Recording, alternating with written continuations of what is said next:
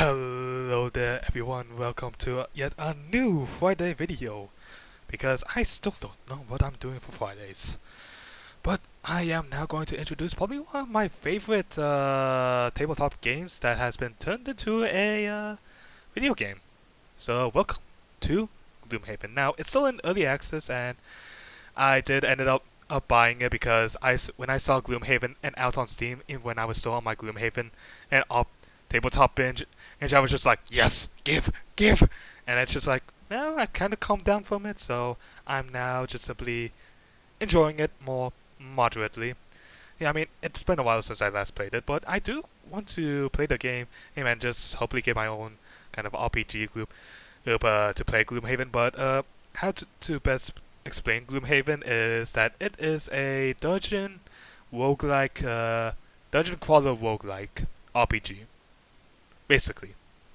So I'm sure that there's going to be some differences between the tabletop compared to the video game. So I've did a little bit of my homework, and from what I've saw before, they used to have it where it was a bit different, I will admit, but I'm kind of interested in seeing what more that could be happening. So let's just go ahead and jump right in. The only things that we have is the Guildmaster level editor and how to play, so I think we'll probably end up just getting the tutorial from choosing Guildmaster, so let's go ahead and select that.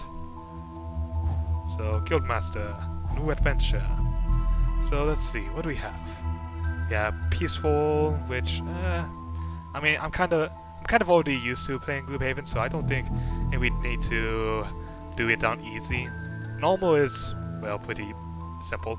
Hard will be one level higher. Same. So I think let's go ahead and do it on hard. Our guild name really will be the AbyssMan. And we can't really, seems that the option to split gold isn't available just yet, so we're going to be doing a shared gold, which basically means that compared to the Gloomhaven tabletop, there's basically going to be a party gold. It's kind of like playing D&D kind of. It's just like everyone, even though everyone kind of has their own separate amount of gold, that's just like this. It's going, the gold, all that treasures that you get will just simply end up being shared among the entire group. So yeah.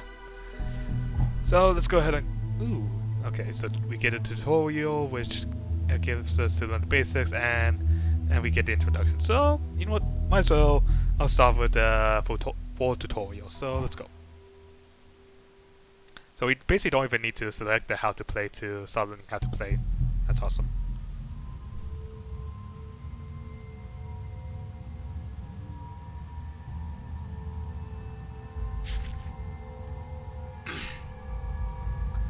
Welcome, Guildmaster. I'm the guild trainer.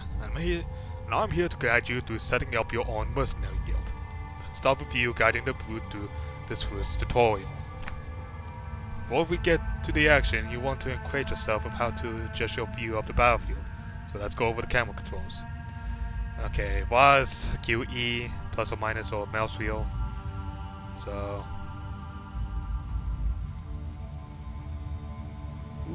okay, I definitely kind of like this view a bit more. In Gloomhaven, you control a party of mercenaries, each equipped with a deck of ability cards. These cards are how your mercenaries will explore dungeons, fight enemies, and loot treasure. To start of each round, the first thing you do is to select 2 cards for each mercenary. Okay, so okay, this is pretty standard, I guess.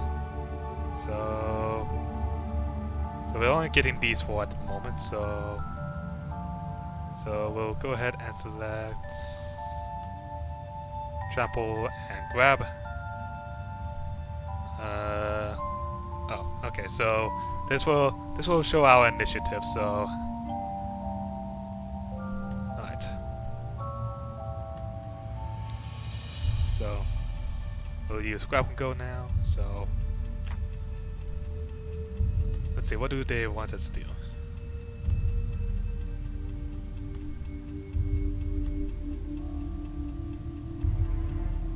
So we want to use grab and go's movement to move to the door.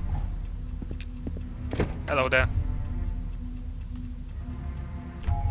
So...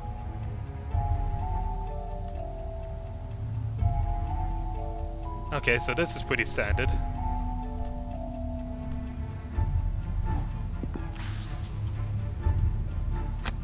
So, attack. Okay.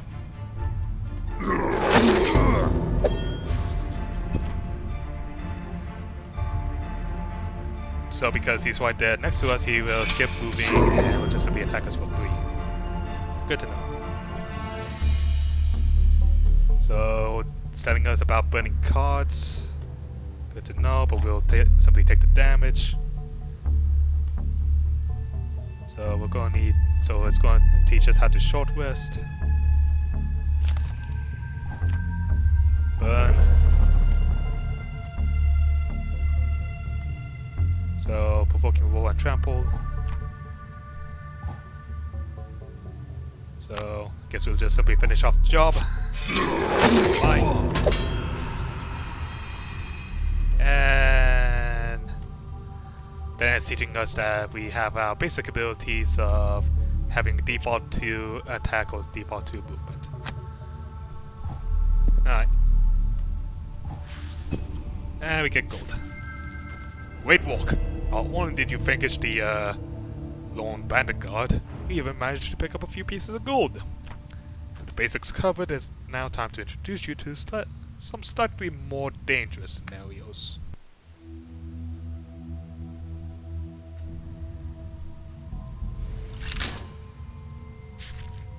Welcome to your first training mission. You've learned the basics, but now you must help the gravely wounded brute deal with a bandit archer elite. Stronger enemy with greater stats than normal. Only a single point remaining. Any amount of damage gained through will cause the brute to become exhausted. As such, you will have to avoid any incoming damage by burning cards. For the sake of training, the attack modifier will be all plus zeros for now, so don't worry about those for now. Oh yeah, the attack modifier deck. So, fun fact. So, in this game, instead of doing like D20s or stuff, we have the attack modifier deck, which basically has a lot of stuff that can either help us do even more damage, do less damage, do no damage entirely, or do double the damage. So yeah, I'm looking forward to when the luck part is going to start kicking in, because we all know how much games tend to favor me when I'm starting to play them for the channel. They don't work well. Your objective is to start take down the archer with a single attack. Loot the gold she drops. Surely you can handle that. Alright, so she has 6 health. These traps do 1 damage each, so what I want to do... oh, we have overwhelming assault. Okay, yeah, this is pretty standard, so we want to go early, and then we have overwhelming assault for 6 damage. Seriously?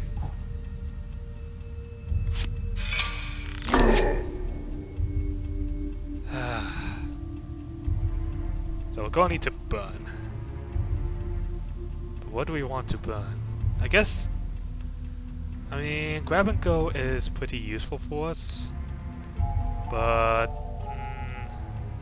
it does have 4... well, here's the thing. Since it's a training mission, I think we'll just simply end up doing it for 1 turn. So I think using grab and go is probably a good choice here. She makes a trap.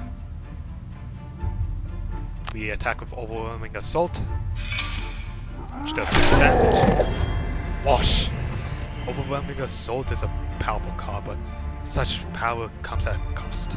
Actions like overwhelming assault or top half of the flaming card icon on in the corner cause the card to be burned once used, and you can't use it again in this scenario. Time to grab that gold. So yeah, that's also another thing, since it has the flaming card icon. It basically means that we can't use it for the rest of this scenario until unless some kind of special effect happens. Good job. With no enemies left and your objective complete, the scenario normally would have ended, leaving that chest behind. However, for the sake of training, I'm going to set you another objective. Loot the chest. Before you rush headlong into that trap, you might want to heal up a bit first. I suggest taking a long rest, which will let you heal too and recover enough discard the cards, allowing you to withstand the 2 damage from the trap and reach the chest. So, since we have another objective, so let's see. Because long resting still makes us burn a card, but I mean, it's still better than and just simply. It also gives us 2 HP and stuff, so also good, I guess. So we'll go ahead and move on to the chest. Ow! That hurt. Might as well skip. Okay. Boots of Striding. Ah, the classic. Ooh, those boots of striding will come in handy next time you need a little extra mobility. Right, on to the next part of your training. So I guess this will just simply be the tutorial episode, and yeah, after that we'll just simply go from there. So, you've learned about the basic attack and move abilities, but this time we're going to use some additional ability. But this time we're going to use some abilities with additional effects. A move action with a jump effect will help you here. Jump allows you to cross tiles containing obstacles or enemies, and even move over traps without triggering them, provided you can reach an empty hex to land on.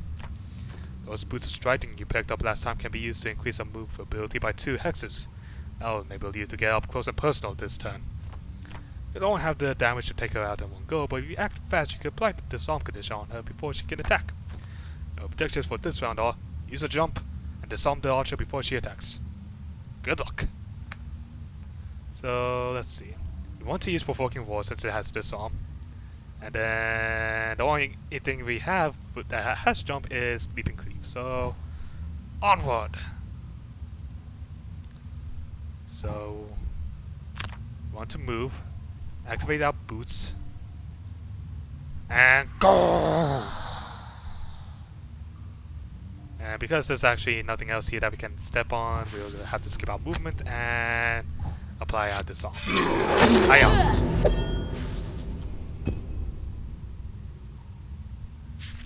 You did it! Not only did you get a decent hit with a Provoking Roar, but thanks to the disarm condition you applied, the archer can attack for the turn.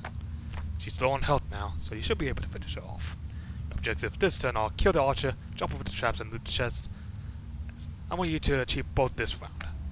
Okay, so we'll need to short rest. Give it a Provoking Roar, but that's kind of what we need to do. So it wants us to kill her and grab the chest, so we're gonna need to use Leaping Cleave. And might as well just simply use Overwhelming Assault. So might as well just kill her with some overkill, because I think we'll probably just simply end up getting transported out. And go ahead and grab this little chest. Mine. The minor healing potion! Yeah! And that's gonna be useful. A whisk, stab, and a jump right onto the chest. Nicely done. That potion will surely be of use in the missions to come.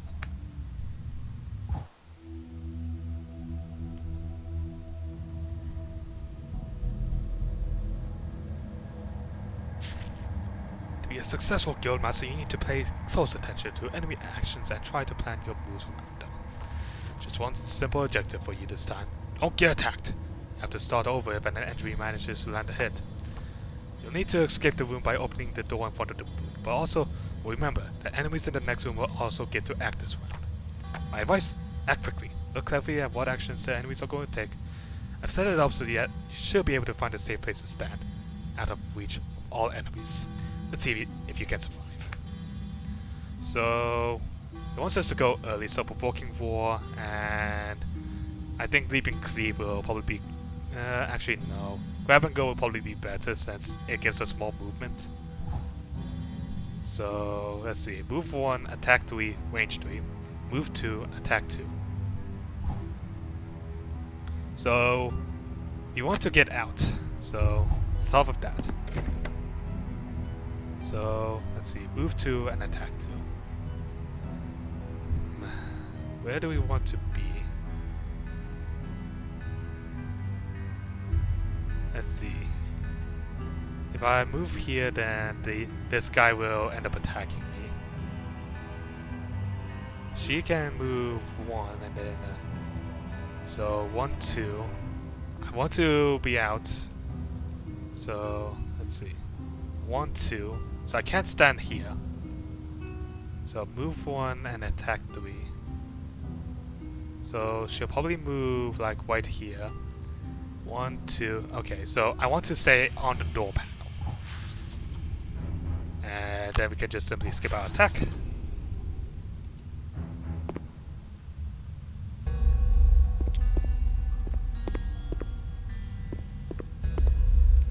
Whew, nice. Excellent. We eluded the enemies in both rooms. Opening a door will always add more enemies to deal with, so make sure you're prepared for that when opening doors in future scenarios.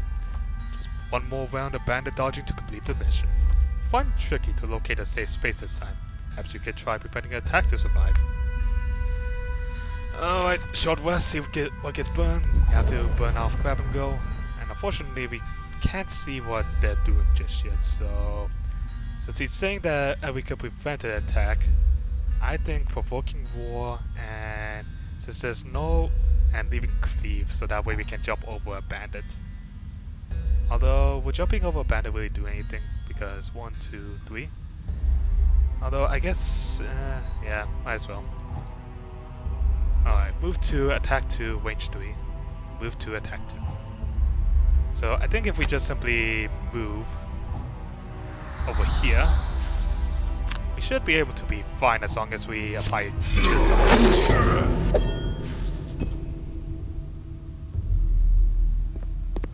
Yeah, we should be fine.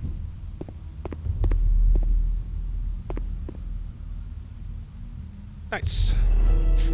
Excellent stuff. You're well on your way to being a professional. And how about the song? Pretty powerful condition, eh? That and a nice low initiative of 10 makes provoking war a real nifty card for getting out of nasty scrapes. One more test, then I think you'll be ready to start exploring the world and recruiting mercenaries to our guild. Woo! Let's talk about attack modifiers. So far in your training, characters have always drawn a +0 attack modifier, meaning that attacks have always dealt the exact damage value specified on the cards. This is not normally the case. Real scenarios for each attack the character. And here we are explaining attack modifiers, where we basically get either more damage by either +1, +2, or double, or decrease by -1, -2, or just simply miss altogether with a ×0. So, and of course we had the +0s. So yeah. You can see the content of a character's modifier deck by hovering over any character. Note that unlike player characters, all monsters share a single attack modifier deck. This training scenario, these archers will have just 2 attack modifiers remaining in their deck. ×2 and ×0. Want them to draw the ×0 to deal no damage. We're going to give them disadvantage to ensure that. Range attacks have disadvantage when the attack is on an adjacent hex. This forces the attacker to draw 2 modifier cards instead of just 1, and the worst result is selected. So if you play D&D, you probably might be familiar with this advantage, so yeah. So you can only disadvantage 1 archer here, so kill the other with a range attack. Should be easy, as the brute's attack modifier deck is full of +1s for this mission. You can thank me later. Alright, so we want spare dagger since that's a range attack, and then we'll go ahead and use grab and go to move forward. Hi, how are you? Then spare dagger on this one. +1. Kill. Nice. Ow. See how she drew the ×0 and ×2? This advantage forces her to draw 2 attack modifiers and use a worst 1. And also how your attack with spare dagger do a +1, thus dealing 4 damage total to take it down the other archer. Final objectives: kill the remaining archer, loot the chest. Should be easy. So let's see.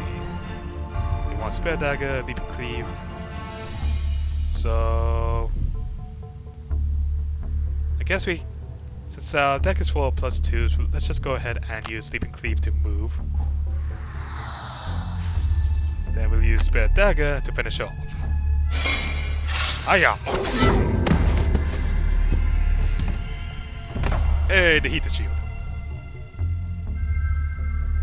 Victory! Nice! A Heater Shield should help you soak up some damage. Finish your basic training missions. Time to introduce you to the other mooks and get you exploring.